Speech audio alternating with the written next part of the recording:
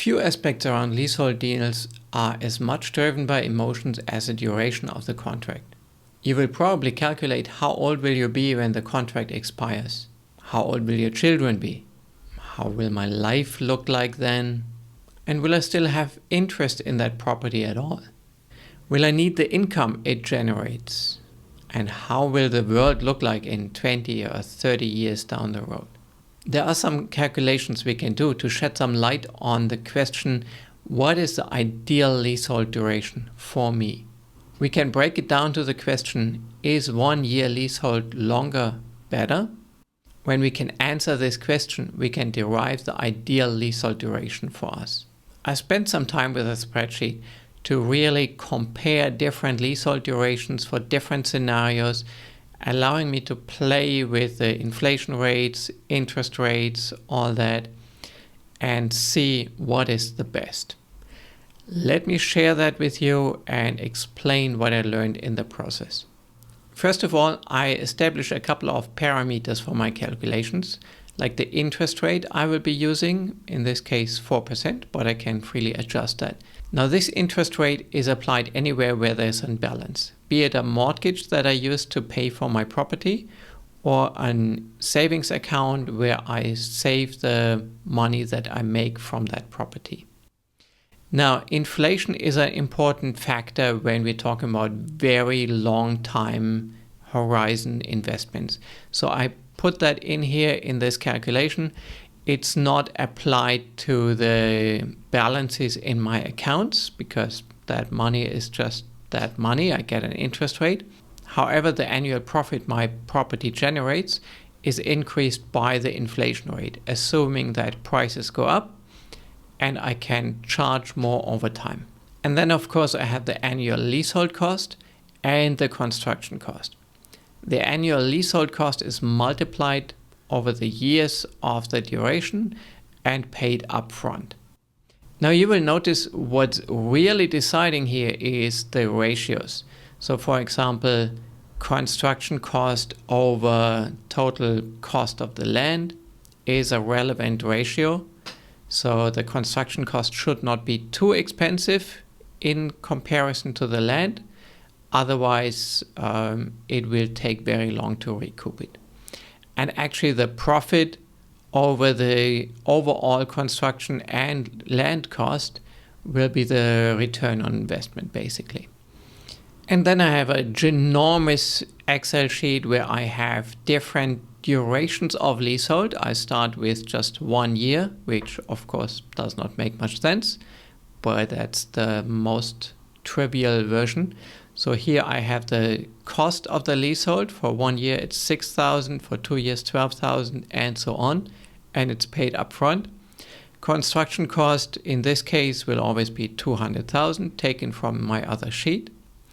Just as a benchmark and see how that is relevant, I calculate the ratio. So the ratio here is the construction cost divided by the total cost, meaning leasehold cost and construction cost. So in case I rent a plot of land for 1 year and spend $200,000 to build something on it and then return it, that is nearly all of that is construction cost, and of course does not make any sense. And in year 0 I would have spent 206,000, and 1 year later I get nothing for that because I have to return it, and this balance accrues interest. So the 4% interest is charged on top of that, and it continues all the way in future. So I continue after the end of the leasehold having the balance in the account, accruing that interest, for me to make it easier to compare different durations of the leasehold. Now the next, also fairly trivial version would be 2 years. So here I pay for 2 years, twice as much. I have 1 year of construction where I pay slightly more, 6,000 more. And then I have 1 year where I actually make profit. So my balance goes down. It is charged with the interest, but I also book the profit on it. And then after 2 years, 1 year of construction, 1 year of making profit, I have to hand over the property and then it's a loss either way. So obviously, extremely short durations do not make sense unless you don't have to construct anything on it. So that is the scheme I have set up here. And I have set that up for about 35, 40 years. So let's look into that on a big picture. So obviously the precise numbers are not relevant here. The key takeaways are very short durations do not make any sense. You need at least around 10 years to make profit and recoup your investment on the construction. A leasehold deal of less than 10 years does not make sense if you need to do any construction and spend money on that. 10 years is barely enough to recoup that investment. Typical durations are between 20 and 30 years, and that makes a lot more sense. So let's look at the longer durations here. We see where it starts to get black, that's where we break even, where we recoup our initial investment. So in this scenario, it starts around 7 years, but we also see the longer the durations of the leasehold are, the longer it takes to recoup the initial investment, as we have to pay more upfront in the beginning for the leasehold. So if you invest now, 10 years down the road, there will be quite a difference between having a 20-year leasehold or a 30-year leasehold. You will have made a lot more money in the first 10 years on a shorter duration. The benefits of longer durations, more than 20 years, 30 or even 40 years, really come into play decades from now.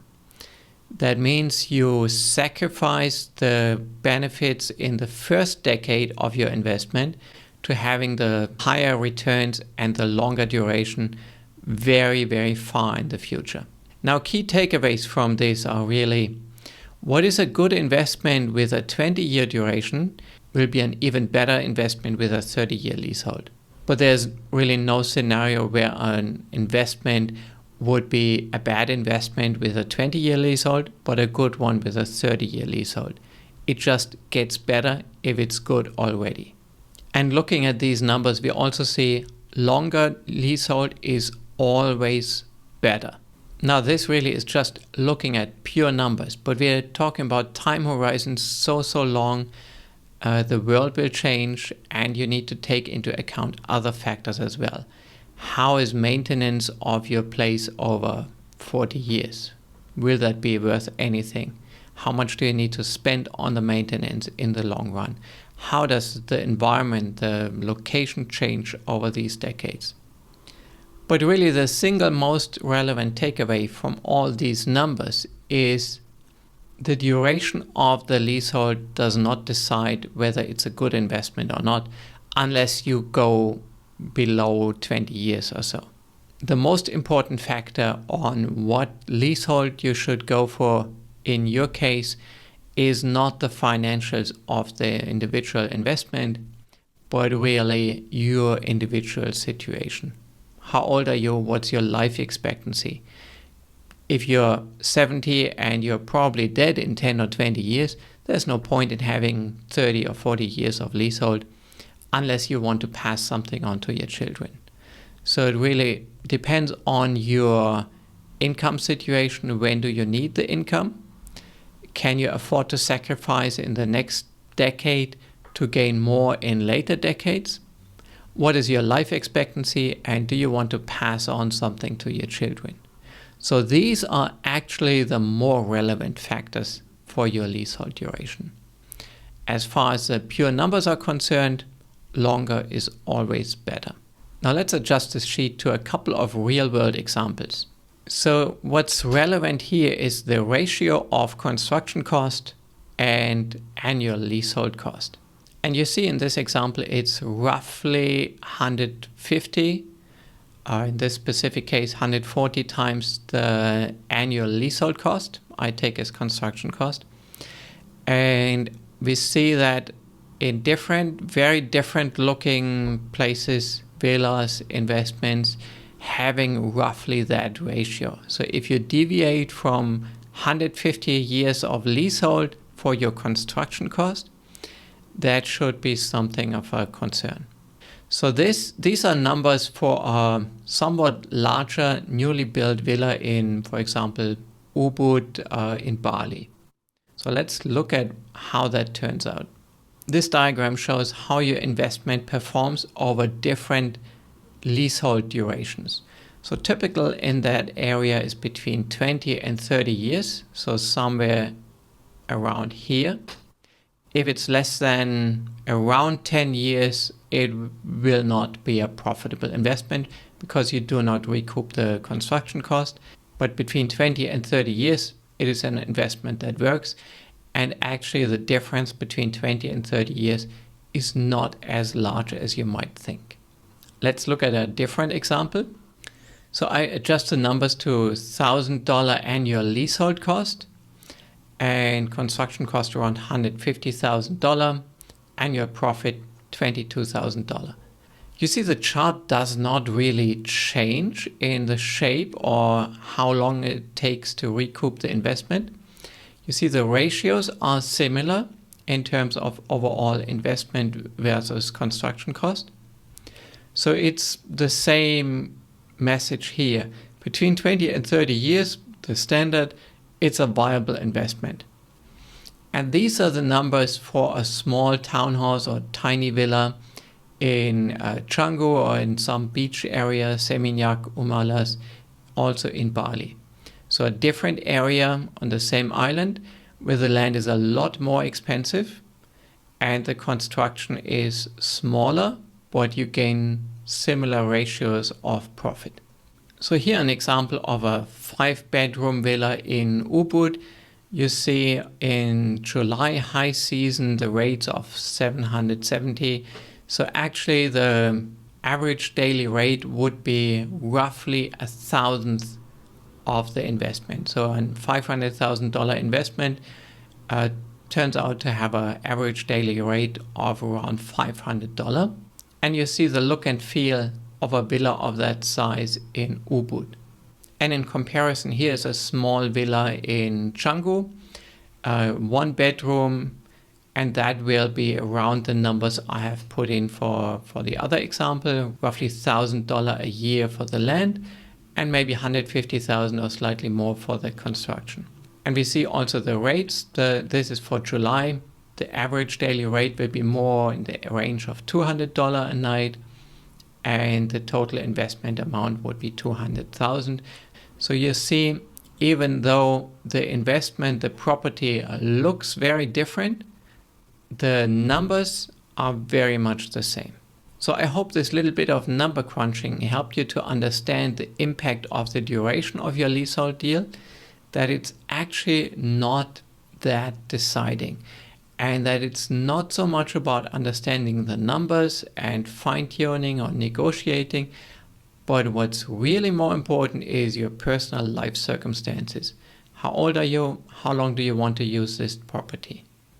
What do you think about leasehold deals in general, and what's the right duration for you? Please let me know in the comments below.